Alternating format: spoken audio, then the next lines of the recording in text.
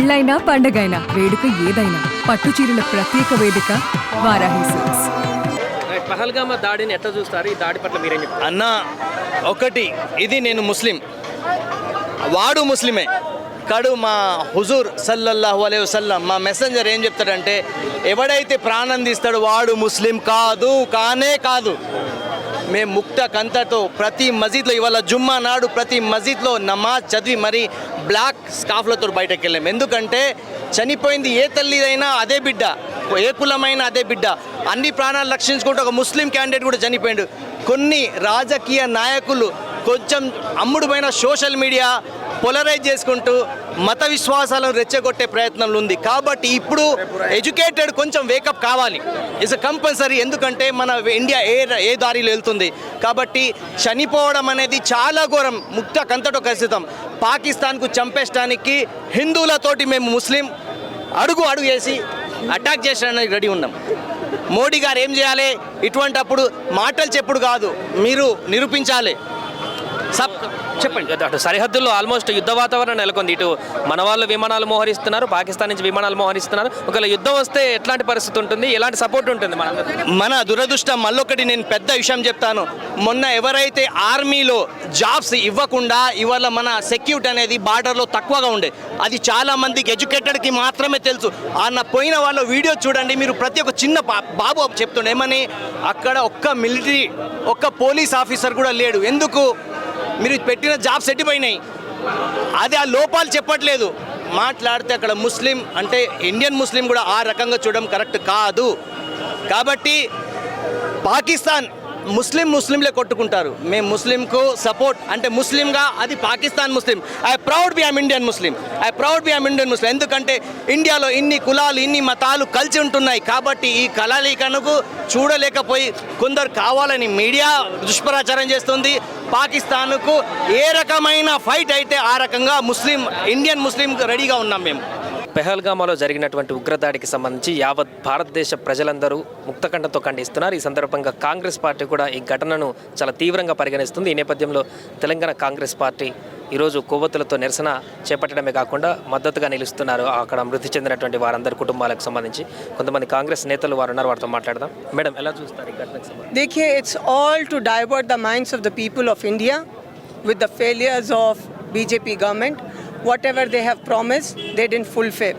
And recently, the bill they got, which has created a huge sort of angerness into the minorities, especially the Muslims, because the Waqf property belongs to Almighty Allah and the custodians are Muslims.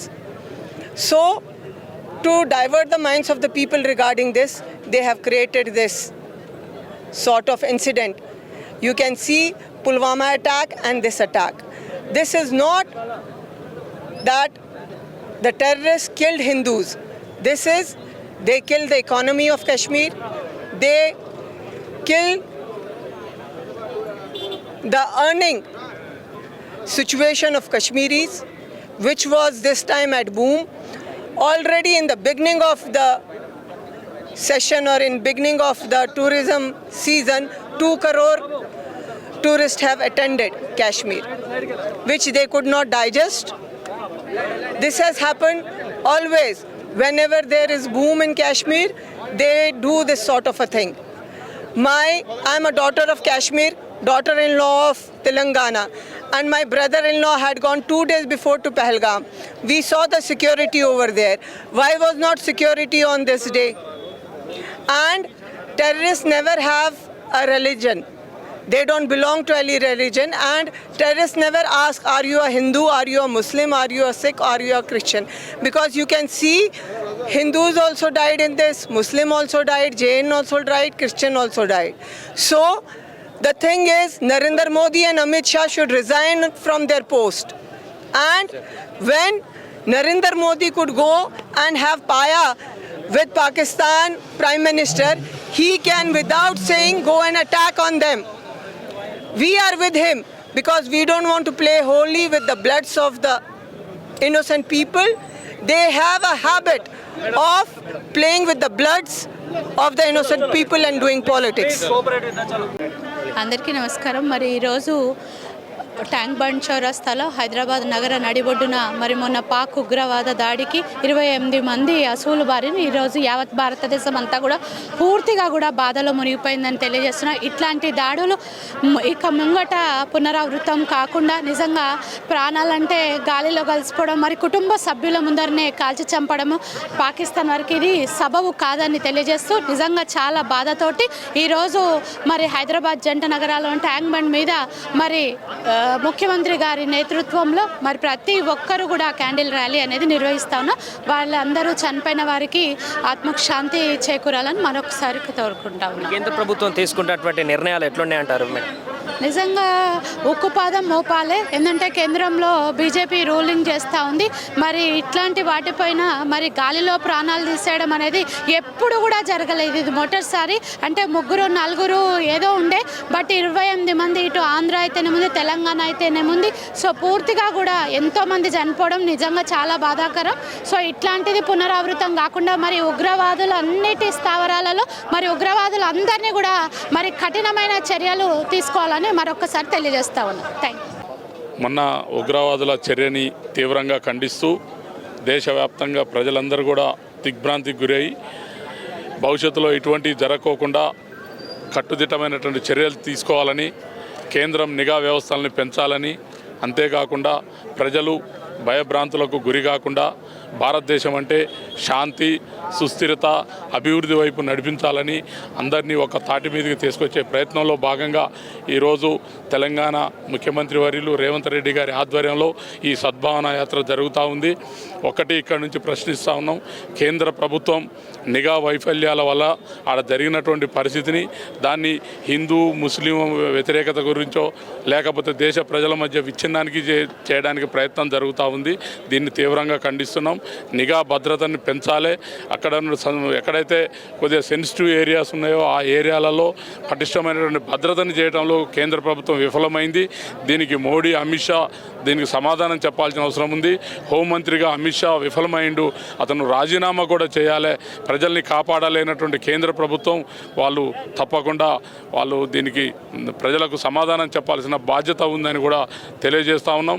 Congress party ఆధ్వర్యంలో ఇలా జాతీయ స్థాయిలో ప్రపంచవ్యాప్తంగా ప్రతినిధులతోటి ఈరోజు జరుగుతున్నటువంటి సద్భావన యాత్ర దేశ ప్రజలకు ఒక భద్రతని, వాళ్ళకు ఒక ఐక్యతని, అభివృద్ధిని, శాంతి, సుస్థిరతని వైపు నడిపించేటటువంటి ప్రయత్నంలో భాగంగానే ఈరోజు ఈ సద్భావన యాత్ర జరుగుతూ ఉంది. ప్రజలందరూ గమనిస్తూ ఉన్నారు. దేశవ్యాప్తంగా ప్రజల మధ్య భావోద్వేగాలను రెచ్చగొట్టేటటువంటి కుట్రల్ని తిప్పికొడుతూ ప్రజలందరూ కూడా అన్నదమ్ముల వలె కలిసి ఉండి రాజ్యాంగబద్ధంగా ఇప్పుడైతే కాంగ్రెస్ పార్టీ ఏదైతే నిఘా ఇచ్చిందో జై బాపు, జై భీమ్, జై సంవిధాన్ అనేటటువంటి నినాదం కూడా ప్రజల్లోకి తీసుకుపోతూ ప్రజలకు ఒక భద్రమైనటువంటి పరిపాలన అందించేటటువంటి ప్రయత్నం జరగాలి.